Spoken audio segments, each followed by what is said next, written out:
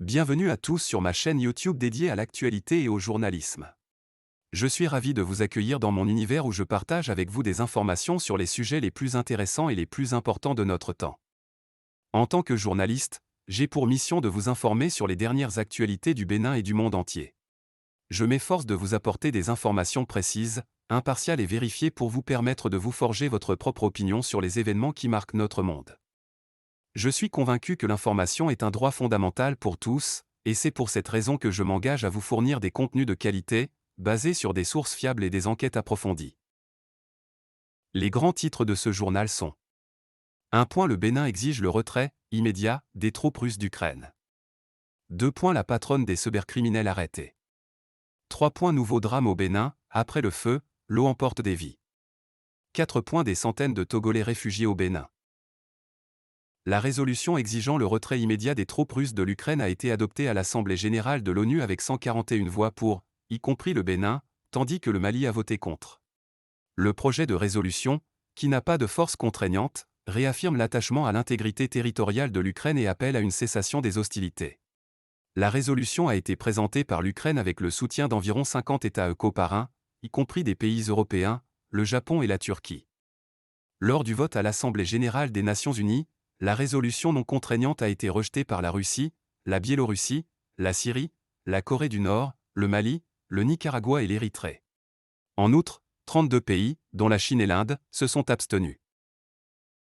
Dame Essa, considérée comme la patronne des cybercriminels, a été arrêtée par l'Office central de répression de la cybercriminalité, OCRC, à Yenawa, un quartier situé à Akpakpa à Cotonou, le 23 février 2023. Lors de l'opération, plusieurs outils de connexion ainsi que des cartes SIM du Bénin et d'autres pays ont été saisis. Cette femme est accusée d'aider les cybercriminels à retirer leur butin après les opérations d'arnaque. C'est une triste nouvelle que ce nouvel accident qui a coûté la vie à 9 enfants dans une noyade à Birnilafia dans la commune de Karimama. Les accidents de ce genre sont malheureusement trop fréquents au Bénin, où les conditions de sécurité pour les moyens de transport ne sont souvent pas respectées. Il est essentiel que le gouvernement prenne des mesures pour assurer la sécurité des citoyens qui empruntent les voies fluviales, en construisant des embarcadères et en organisant des contrôles stricts sur les lieux d'embarquement.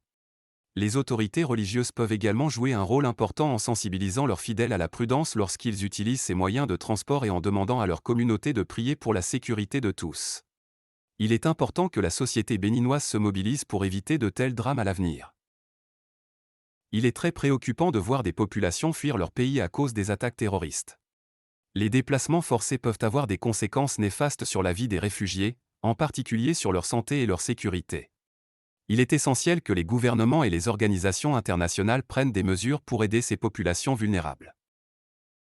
L'accueil des réfugiés par des familles béninoises est un geste louable et doit être salué, mais cela ne peut pas suffire pour assurer une protection à long terme et un soutien adéquat aux réfugiés.